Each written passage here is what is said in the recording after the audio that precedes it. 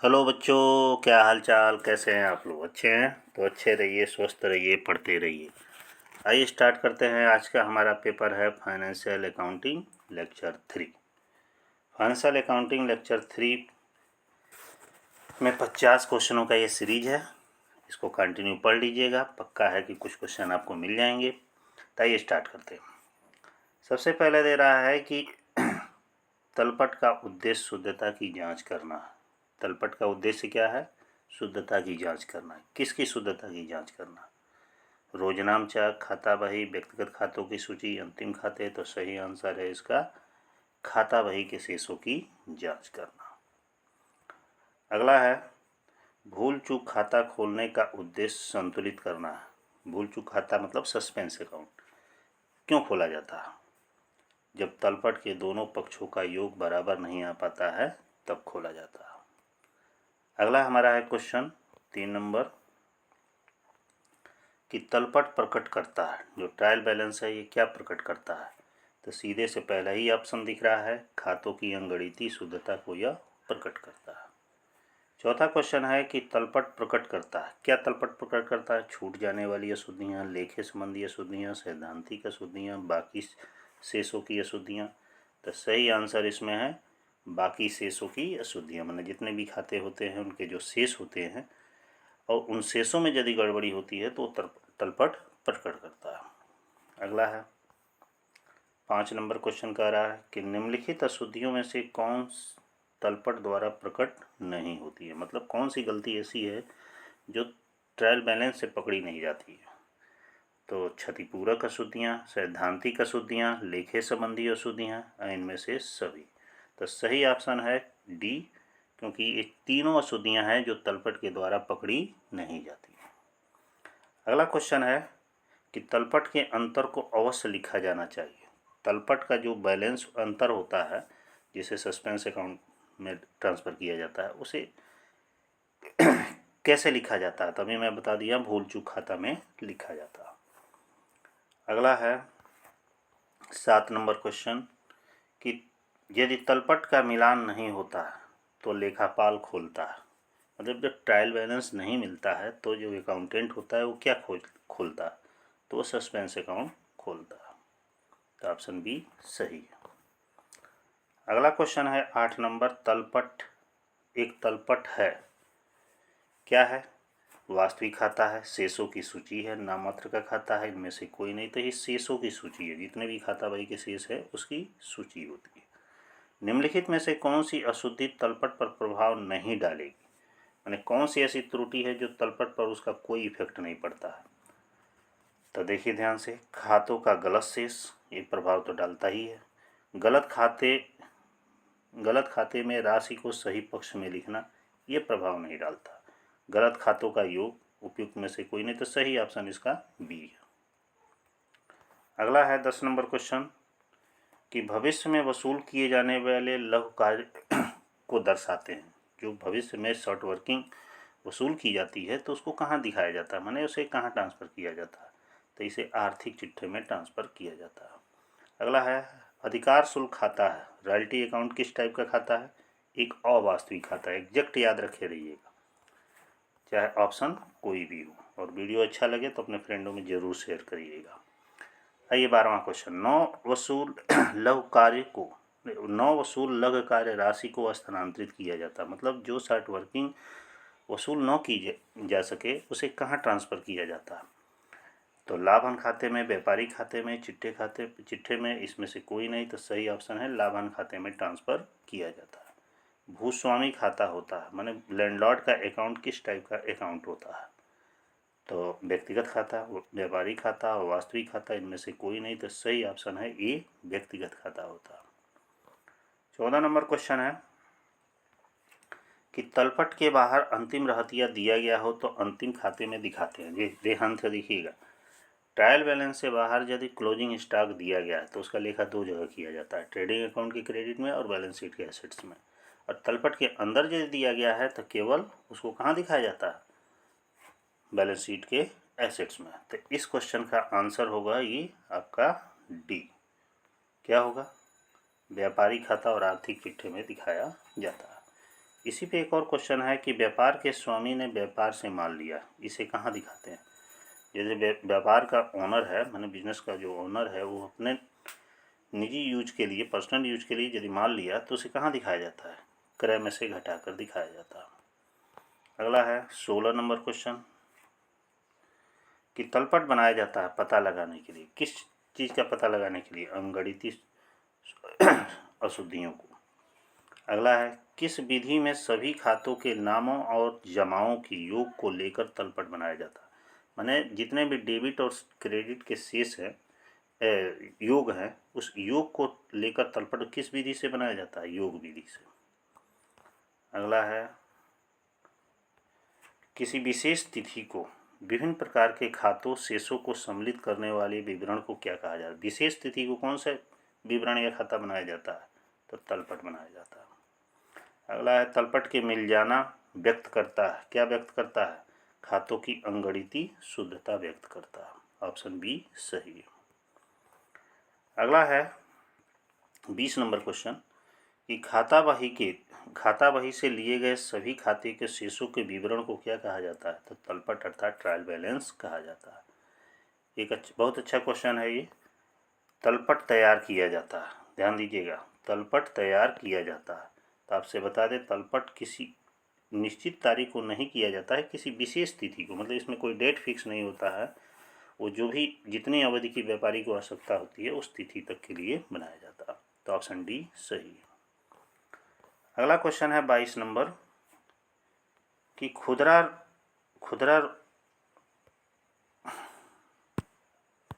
एक सेकंड,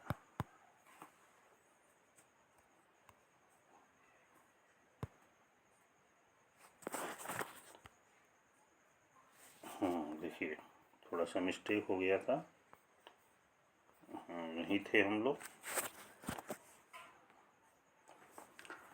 कह रहा है खुदरा रोकड़ बही का शेष होता है। खुदरा रोकड़ बही का शेष किस टाइप का होता है, तरल संपत्ति के रूप में, दायित्व के रूप में, क्रय के रूप में, इनमें से कोई नहीं, तो तरल संपत्ति के रूप में। अगला है 23 नंबर क्वेश्चन कि रोकड़ बही है। रोकड़ बही क्या, रोकड़ बही हमेशा एक सहायक बही होती है। फिर है 3 खाने वाले रोकड़ बही में छूट का लेखा किया जाता है। किस टाइप के छूट का लेखा किया जाता है, तो नगद छूट का लेखा किया जाता है।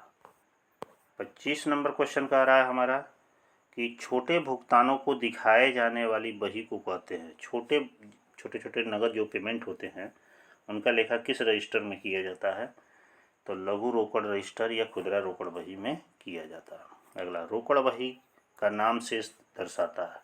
रोकड़ बही का जो नाम शेष होता है वो क्या दर्शाता है, रोकड़ हाथ में दर्शाता है, कैश इन हैंड। अगला क्वेश्चन है हमारा कि लाभों की आशा न करें और सभी संभावित हानियों के लिए प्रावधान करें। ये किस कॉन्सेप्ट के अंतर्गत दिया गया, मतलब व्यापारी को चाहिए कि लाभों की चिंता न करके हानियों पर विशेष ध्यान देना चाहिए। ये रूढ़िवादिता की प्रथा कहलाती है। 28 नंबर क्वेश्चन है कि विभिन्न वर्षों के लेखांकन की नीति एक समान रहती है, इसका कारण क्या है, इसका कारण क्या है। इसका मेन कारण ये है कि नियमितता की ये परंपरा इस पर लागू होती है। ऑप्शन ए सही है। व्यवसाय अस्तित्व अवधारणा का अर्थ क्या है, व्यवसाय के अस्तित्व की अवधारणा का क्या अर्थ होता है, कि व्यवसाय का अलग अस्तित्व हो। अगला 30 नंबर क्वेश्चन है छोटी रोकड़ बही का शेष होता है। छोटी रोकड़ बही का शेष किस टाइप का होता है, रोकड़ बही चाहे छोटी हो या बड़ी हो हमेशा एसेट्स होता है। अगला है रोकड़ बही के बैंक खाने का नाम शेष प्रकट करता है। रोकड़ बही के बैंक खाने का नाम शेष क्या प्रकट करता है, बताइए, जमा प्रकट करता है। अगला है 32 नंबर क्वेश्चन कि रोकड़ खाता बनाने के लिए देनदारों से आवश्यक प्राप्त नगद लिया जाता है। आवश्यक प्राप्त नगद लिया जाता है, क्या नगद प्राप्त लिया जाता है, कुल देनदारों से। फिर है कि खुदरा रोकड़ बही लिखने के लिए रखा जाता है। खुदरा रोकड़ बही लिखने के लिए क्या रखा जाता है, तो बता दें आपको खुदरा नगद भुगतानों को रखा जाता है। अगला है 34 नंबर क्वेश्चन कि चालू व्यवसाय की अवधारणा के अनुसार व्यावसायिक इकाई का अस्तित्व में रहेगी। कब तक अस्तित्व में रहेगी चालू व्यापार की अवधारणा? अनिश्चित काल तक। अगला है, सामान्यतः आगम का लेखा उस समय किया जाता है। सामान्यतः आगम का लेखा उस समय किया जाता है कि जब वस्तु की सुपुर्दगी दे दी गई हो। वस्तु की सुपुर्दगी दे दी गई हो। तो ऑप्शन बी सही है। अगला है, किसी इकाई के जीवन काल में जिस मूल संकल्पना पर आधारित विवरण बनाए जाते हैं तो उसे क्या कहा जाता है? तो उसे लेखांकन अवधि कहा जाता है। ठीक ना। फिर अगला है क्वेश्चन 37 नंबर, थोड़ा सा और इसको जूम कर दें ताकि पूरा दिखाई दे। हाँ, जब दो व्यवसायों से संबंधित सूचनाओं को समान प्रकार से तैयार किया जाता है तो वह सूचनाएं प्रदर्शित करती हैं। क्या प्रदर्शित करती हैं? तो यह जांच योग्यता, उपयुक्तता, प्रासंगिकता, इनमें से कोई नहीं, तो इसमें से कुछ भी प्रदर्शित नहीं करती। तो ऑप्शन डी सही है। वह संकल्पना जिसके अनुसार व्यावसायिक इकाई को निकट भविष्य में न तो बेचा जाएगा और न ही उसका परिसमापन होगा, यह क्या कहलाता है? तो यह सतत व्यापार की अवधारणा कहलाता है। सतत माने कंटिन्यू चलने वाली कॉन्सेप्ट। अगला 39 नंबर क्वेश्चन कह रहा है कि लेखांकन सूचना को निर्णय में आवश्यक बनाने वाला प्राथमिक गुण है। मैंने लेखांकन सूचना को निर्णय में आवश्यक बनाने वाला प्राथमिक गुण कौन सा है? तो विश्वसनीयता और तुलना की अवधारणा है। अगला है, अप्राप्य ऋण हेतु प्रावधान का निर्माण किस सिद्धांत के अनुसार किया जाता है? अप्राप्य ऋण मैंने प्रोविजन फॉर बैड डेब्ट्स का जो निर्माण है ये किस कॉन्सेप्ट के अंतर्गत किया जाता है? तो इसमें ए और बी दोनों ही ऑप्शन सही होंगे, अर्थात रूढ़िवादिता और आय और व्यय के मिलान की अवधारणा, अर्थात ऑप्शन डी सही होगा। ये दोनों ही कॉन्सेप्ट सही हैं। अगला क्वेश्चन कुछ कंप्यूटर से भी है। आउटपुट के रूप में जाना जाता है। किसको आउटपुट के रूप में जाना जाता है? तो हमेशा इन्फॉर्मेशन जो होता है ये आउटपुट होता है। अगला, निम्नलिखित में से कौन सा डाटा के बारे में सत्य नहीं है? कौन इसमें से सही नहीं है? कच्चे रूप से तथ्यों और आंकड़ों का संग्रहण, ये गलत है। ठीक ना, सही नहीं पूछ रहा है ना, ये सही है। सीधे रूप में उपयोगी नहीं, ये गलत है। और इनपुट के रूप में भी कहा जाता है, ये भी सही है, इनमें से कोई नहीं। तो ये ऑप्शन बी इसका सही दिख रहा है। 42 नंबर, सूचना के बारे में निम्नलिखित में से कौन सा सत्य नहीं है? सूचना के बारे में इनमें से कौन सा सही नहीं है? तो ध्यान से देखिएगा। अंतिम परिणाम प्रोसेसिंग की आवश्यकता है, इसे आउटपुट भी कहा जा सकता है, और ये सभी। तो आपका 43 नंबर का आंसर हो प्रोसेसिंग की आवश्यकता है, यह सही नहीं है। अगला 44 नंबर क्वेश्चन कह रहा है कि निम्नलिखित में से कौन सीधे उपयोगी है? उपयोगी इसमें कौन सी है बताइए? सूचना जो होता है सबसे ज़्यादा उपयोगी होती है। फिर इसी तरह है, कंप्यूटर अनुसरण करता है। कंप्यूटर किस चीज़ का अनुसरण करता है? तो ऑप्शन बी सही है, IPO को अनुसरण करता है। आप सोच रहे होंगे कि IPO क्या है? IPO माने इनपुट, P माने प्रोसेसिंग और O माने आउटपुट। तो इसका अनुसरण करता है।